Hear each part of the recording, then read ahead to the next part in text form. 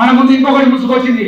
భారతదేశంలో ఒక మతోన్మాద పార్టీ ఈ దేశాన్ని విచ్ఛిన్నం చేసి విభజించు పాలించు అనే విధంగా ఈ దేశంలో మతాల మధ్య కులాల మధ్యలో ఒక రకమైన భేదాభిప్రాయాలను సృష్టిస్తూ ఈ 10 సంవత్సరాల కాలంలో తన అధికారాన్ని గుప్పిట్లో పెట్టుకొని ఎన్నో ప్రభుత్వ ఉద్యోగ సంస్థలను ప్రైవేట్ పరం చేసింది. నరేంద్ర మోడీకి అనుకూలంగా ఉన్న అదాని అంబానీ లాంటి వాళ్లకు వేల లక్షల కోట్లు కట్టబెట్టింది. బిఎస్ఎన్ఎల్ లాంటి సంస్థల్లో 40,000 మందికి వీఆర్ఎస్ ఇచ్చింది. సంవత్సరానికి 2 కోట్ల ఉద్యోగాలు సృష్టిస్తానని, ఇంటికి 15 లక్షల రూపాయలు మీ అకౌంట్లో వేస్తానని అధికారంలోకి వచ్చిన నరేంద్ర మోడీ ఏ ఒక్కటి కూడా నెరవేర్చుకోలేదు. ఈరోజు కాశ్మీర్ లాంటి ప్రాంతంలో 370 లాంటిది ఒక ఆర్టికల్ తీసుకొచ్చి ఈరోజు లడఖ్ లాంటి ప్రాంతాల్లో ఎన్నో రకమైన విధ్వంసాలు జరుగుతున్నాయి. మొన్ననే మణిపూర్లో మన ఆడబిడ్డల మీద ఎలాంటి ఆకృత్యాలు జరిగాయో చూసాం. ఇప్పటికైనా వామపక్ష కమ్యూనిస్టు పార్టీలుగా ఒక ఉమ్మడి పోరాటానికి భవిష్యత్తులో ముందుకు పోతే బాగుంటుంది.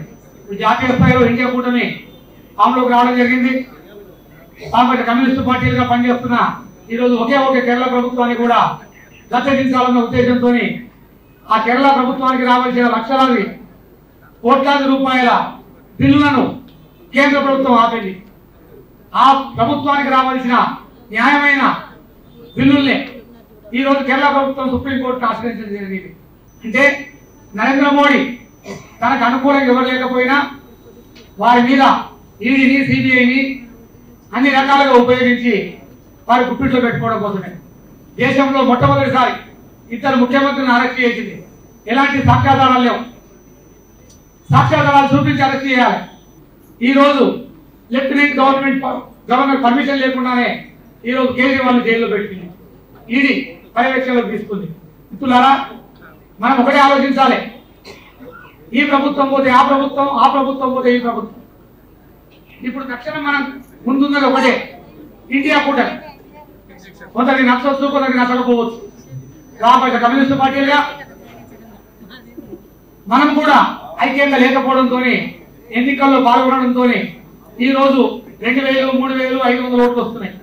మన ఉనికిని కాపాడుకోవడం కోసం ఎంపీలుగా, ఎమ్మెల్యేలుగా పోటీ చేస్తున్నాం.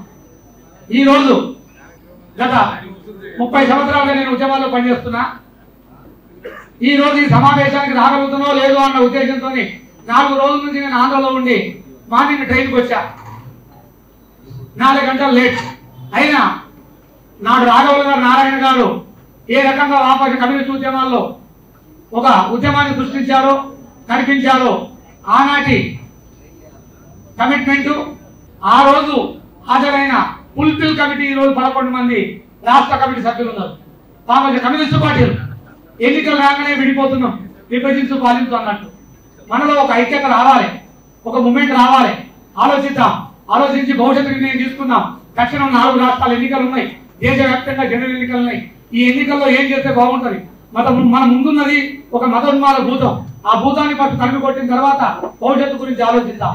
కాబట్టి రెవల్యూషనరీ దోస్తి పార్టీగా మేము ఇండియా కూటమిలో ఉన్నాం కాబట్టి మేము తప్పకుండా ఇండియా కూటమికి మద్దతు ఇవ్వాల్సిందిగా మా పార్టీ ఆదేశాలే. కాబట్టి రెవల్యూషనరీ సోషలిస్ట్ పార్టీ ఆ రకంగా పనిచేస్తూ ఈ ఎన్నికల్లో కూడా మేము పోటీ చేయొద్దు, సంపూర్ణంగా ఇండియా కూటమికి మద్దతు ఇవ్వాలన్న ఉద్దేశంలో మేము భావించాం. కాబట్టి భవిష్యత్తు తరంలో వామపక్ష కమ్యూనిస్టు పార్టీలుగా ఒక ఉద్యమాన్ని సృష్టిస్తే బాగుంటుందని చెప్పి రెవల్యూషనరీ దోస్తి పార్టీ సందర్భంగా ఈ వేదిక మీద ఉన్న అధ్యక్షుల వారికి, వేదిక ముందున్న మిత్రులందరికీ రెవల్యూషనరీ దోస్తి పార్టీ తరఫున ఈ అవకాశం ఇచ్చినందుకు ధన్యవాదాలు.